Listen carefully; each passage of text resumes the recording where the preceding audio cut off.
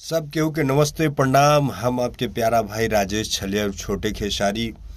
तो बहुत बेहतरीन हमारे बड़े भैया खेसारी लाल यादव जी का आ चुका है टीजर आशिक।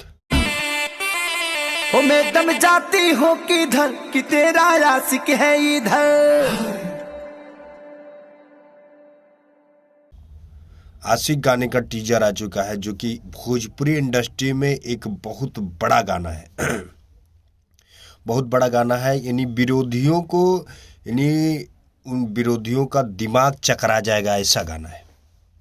यानी देखते ही वो लोग चकरा जाते हैं कि खेसारी भैया दम पे दम क्यों इतना बड़ा बड़ा ब्लॉकबस्टर गाना छोड़ रहे हैं।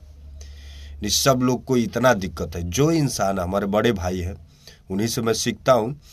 दिन रात, दिन को दिन नहीं समझते हैं, रात को रात नहीं समझते, इतना मेहनत करते हैं मेरे बड़े भाई। तो मैं आप लोग से रिक्वेस्ट करना चाहता हूं कि उस गाने को प्यारा आशीर्वाद दीजिए, साथ ही साथ मेरे चैनल को अपना प्यारा आशीर्वाद